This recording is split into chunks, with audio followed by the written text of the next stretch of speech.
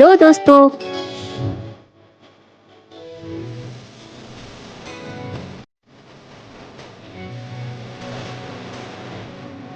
सोच रहे होंगे हम इतना गुलाबी गुलाबी क्यों चिल्ला रहे हैं और चिल्लाते चिल्लाते हमारे गाल भी गुलाबी हो गए हैं, क्योंकि दोस्तों हम बात कर रहे हैं गुलाबी नगरी की, राजस्थान की जान, जेवरों की शान, युवाओं की धड़कन, प्यारे से शहर जयपुर की बात। ये राजस्थान की राजधानी भी है और इस शहर की सबसे बड़ी खासियत है कि इसे हर भारतीय जानता है, क्योंकि आज से ही नहीं दादी नानी के जमाने से महिलाएं यहाँ घूमने की जिद करती रही हैं। तो इतना घना वेट ना कराओ बंसा, बीननी ने घुमा लाओ। अब कह तो दिया चलने के लिए, पर सबसे बड़ा सवाल है कि पहुंचा कैसे जाए। आप जानकारी ढूंढने बैठेंगे तो ऐसा हो जाएगा जैसे कीचड़ से हीरा ढूंढना हो, आपको बहुत समय लग जाएगा। तो चलिए आपका समय न बर्बाद करते हुए हम आपकी मदद कर देते हैं। जयपुर देश के लगभग सभी शहरों से कनेक्टेड है। यहाँ पहुँचने के लिए आपको बस, ट्रेन, फ्लाइट सब मिलेगा। आप उससे आइएगा जो आपको सूटेबल रहे। जयपुर पहुँचने के लिए आपको बस में भी आसानी रहेगी।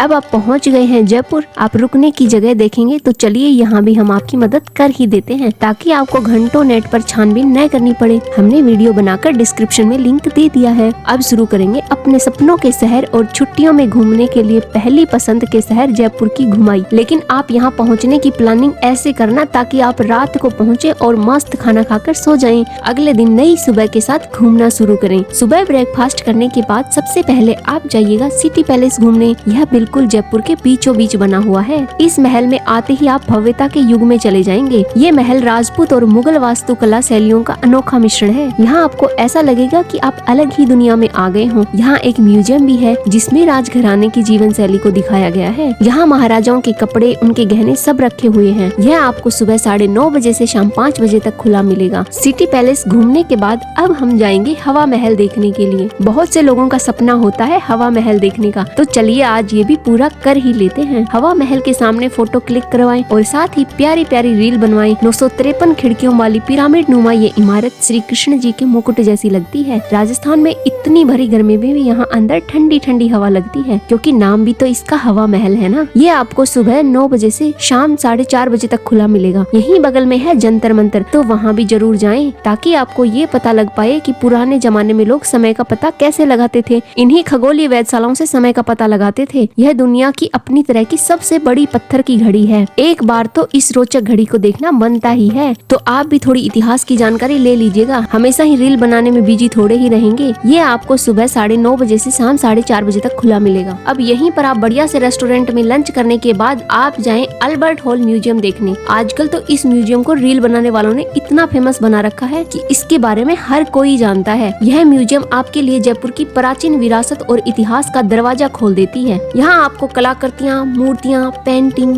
हाथी दांत की वस्तुओं का दिलचस्प संग्रह मिलेगा। ये आपको सुबह 9 से 5 तथा शाम को 7 से 10 बजे तक खुला मिलता है। तो आप भी इस म्यूजियम में इन रोचक वस्तुओं को जरूर देखें। अब म्यूजियम में घूमने के बाद हम चले जाएंगे बिड़ला मंदिर। बिड़ला मंदिर में दर्शन कर थोड़ा सुकून से बैठें। ये सफेद संगमरमर से बना बहुत ही भव्य मंदिर है। यहीं बिल्कुल पास में मोती डूंगरी है। यह बालाजी का प्राचीन मान्यता वाला मंदिर है, तो यहाँ जाना भी बिल्कुल ना भूलें। अब आज का डिनर कर अपने थकान भरे दिन को यहीं करते हैं खत्म और मिलते हैं नेक्स्ट डे प्यारी सी मॉर्निंग के साथ। नेक्स्ट डे मॉर्निंग हम जाएंगे आमेर का किला देखने। आमेर का किला देखे बिना तो जयपुर की ट्रिप जैसे अधूरी लगती है। यह महल जयपुर के सभी महलों से बड़ा है। इसकी वास्तुकला और शाही वैभव मन मोह लेता है। ऐसा लगता है मानो इतने सालों बाद भी यह ऐसे ही सीना ताने खड़ा है। यहाँ का शीश महल तो देखते ही बनता है। इतना प्यारा बना है कि इसमें कांच की डिजाइन बेहद प्यारी है। इस महल में पुराने समय के बड़े बड़े कूलर भी रखे हुए हैं, जिनसे राजाओं को हवा की जाती थी। महल के अंदर आप हाथी की सवारी भी कर सकते हैं। ये महल आपको सुबह 10 बजे से 5 बजे तक खुला मिलता है। अब हम लेकर चलेंगे आपको जयगढ़ किला दिखाने के लिए। ये आमेर महल के पास ही पहाड़ी पर बना हुआ है। यहाँ पहुँचने के लिए आप गाड़ी से भी जा सकते हैं और आमेर महल से सुरंग जाती है। यहाँ से भी आप सीधा जयगढ़ किले में पहुँच जाएंगे। यहाँ पहुँचकर आप चारों तरफ का नजारा देखें, बेहद प्यारा लगता है। इस महल के अंदर आपको court room, triple arc gateway और मंदिर भी देखने को मिलेगा। और मुझे इस महल का वाटर सिस्टम सबसे बढ़िया लगा। जयगढ़ किले की पहचान जयबाण तोप से है। आज भी किले में शान से खड़ी है। ये एक समय था जब ये पहाड़ पर चलने वाली दुनिया की सबसे बड़ी तोप थी। महल में फोटो और रील बनाना बिल्कुल ना भूलिएगा और इस तोप के साथ तो जरूर बनवाइएगा। इतिहास जानना भी जरूरी है, पर आजकल सोशल मीडिया का जमाना है तो रील बनवाना और फोटो खिंचवाना भी बनता है, क्योंकि तभी तो पता चलेगा फ्रेंड्स को कि आप जयपुर घूम कर आए हैं। ये महल आपको सुबह 9 बजे से शाम 4:30 बजे तक खुला मिलेगा। यदि आप महल घूमते घूमते थक गए हो तो यहीं पर बने रेस्टोरेंट में आप स्नैक्स या लंच एंजॉय कर सकते हैं। अब हम पेट पूजा के बाद जाएंगे नाहरगढ़ का किला देखने। इस किले को जयपुर का डरावना किला भी कहा जाता है, लेकिन आप घबराएं नहीं, क्योंकि आपसे ज्यादा डरावना कुछ नहीं मिलेगा। इस महल को राजा शिकार करने जाते समय काम में लेते थे। नाहरगढ़ किले की किलेबंदी भी जयगढ़ किले की दीवारों को बढ़ाकर ही की गई है। ये दोनों किले आपस में जुड़े हुए हैं। नाहरगढ़ से आपको जयपुर का शानदार व्यू देखने को मिलता है। इन प्यारे प्यारे नजारों का आनंद लेते हुए अब हम जाएंगे नीचे और देखेंगे आमेर में बनी पन्ना मीणा की बावड़ी। यह बावड़ी देखने में बेहद ही खूबसूरत है। इसमें 8 मंजिल और 1800 सीढ़ियां हैं। सैकड़ों फीट गहरी है ये बावड़ी। इससे एक तरफ जयगढ़ दुर्ग तो दूसरी तरफ पहाड़ का खूबसूरत नजारा देखने को मिलता है। यहाँ पर कई बॉलीवुड मूवियों की भी शूटिंग हुई है, तो क्यों ना हम भी अपने फोटो क्लिक करें और रील बनवा लें। वैसे तो बावड़ी बहुत ही खूबसूरत है, लेकिन इसकी हालत थोड़ी खस्ता है, इसलिए हमें अपनी इन प्राचीन धरोहरों का ख्याल रखना भी जरूरी है। अब चलते हैं हम जयपुर की तरफ। रास्ते में आपको मिलेगा जल महल। ये महल जैसा नाम है वैसा ही है, पानी के अंदर बना हुआ महल। इतनी ही रोचक है इसकी कहानी। यह महल राजा ने हवन के दौरान आने वाले पंडितों के लिए बनवाया था। ये 5 मंजिला महल है। इसकी 3 मंजिलें पानी में और 2 मंजिलें ऊपर दिखाई देती हैं, लेकिन है बहुत ही खूबसूरत। यहीं पर आपको रेंट पर राजपूती पोशाक भी मिल जाएंगी, जिन्हें पहनकर आप अपना फोटो शूट करवा सकते हैं। तो आप भी करवाइए बहुत सारी फोटोएं क्लिक करवाने के बाद अब हम शाम को जाएंगे गोविंद देव जी के मंदिर। यह बेहद ही खूबसूरत और प्राचीन मंदिर है, बहुत मानता है इस मंदिर की। तो मंदिर में दर्शन करने और प्रसाद खाने के बाद हम करेंगे एक बढ़िया से रूफटॉप रेस्टोरेंट में डिनर और इस थकान भरे दिन को आज यहीं पर करेंगे खत्म। फिर मिलेंगे नेक्स्ट डे प्यारी सी मॉर्निंग के साथ। अब नेक्स्ट डे मॉर्निंग में हम ब्रेकफास्ट करने के बाद जाएंगे गलता जी के मंदिर। यह जयपुर की पूर्व दिशा में लगभग 10 किलोमीटर की दूरी पर पड़ता है। यह मंदिर अरावली की पहाड़ियों के बीच बना हुआ है। मंदिर परिसर में बहुत सारे कुंड बने हुए हैं, जिनमें लोग अपने पाप धोने जाते हैं, तो लगे हाथ हम भी धो आते हैं। मंदिर से लौटने के बाद आज हम करेंगे जयपुर में शॉपिंग, क्योंकि जयपुर आए और शॉपिंग नहीं करी तो ऐसा लगेगा जैसे ट्रिप में कुछ इम्पोर्टेंट छूट गया हो। जयपुर के आभूषणों की तो दुनिया भर में चर्चा है, तो क्यों ना थोड़ी सी शॉपिंग हम भी कर ले। साथ ही लहरिया लेना तो बिल्कुल ना भूलें। बहुत सारी शॉपिंग करने के बाद आज हम करेंगे थोड़ा रेस्ट और शाम के समय जाएंगे सिटी पार्क देखने। सिटी पार्क आजकल जयपुर की शान बना हुआ है। शाम के समय सिटी पार्क का माहौल अलग ही देखने को मिलेगा। कुछ इंस्टाग्राम लवर यहाँ पर आपको रील बनाते नजर आएंगे। आज यहीं पर घूमते हुए और प्यारे से डिनर के साथ अपना डे यहीं करते हैं खत्म। अब मिलेंगे नेक्स्ट डे प्यारी सी मॉर्निंग के साथ। नेक्स्ट डे प्यारी सी मॉर्निंग के साथ ब्रेकफास्ट करते हुए हम निकल जाएंगे लॉन्ग ड्राइव पर, और इस लॉन्ग ड्राइव की मंजिल होने वाली है बहुत ही प्यारी सी। तो चलिए हम आपको लेकर चलते हैं जयपुर के पास में मिनी गोवा। ये पड़ता है आपका बिशलपुर बांध के पास। देखने में यह बिल्कुल गोवा जैसी फीलिंग देता है। यदि आप अपनी जयपुर ट्रिप का लास्ट डे सुकून के साथ बिताना चाहते हैं तो इससे अच्छी जगह कोई हो ही नहीं सकती। यहाँ पर आकर आपको एक अलग ही सुकून मिलेगा, तो एक दिन अपनी ट्रिप का यहाँ के लिए जरूर रखें। तो चलिए कुछ सुकून के पल बिताते हैं हम मिनी गोवा में और बटोर लेते हैं बहुत सारी यादें। हम मिलेंगे नेक्स्ट वीडियो में न्यू डेस्टिनेशन के साथ। Thank you, please subscribe.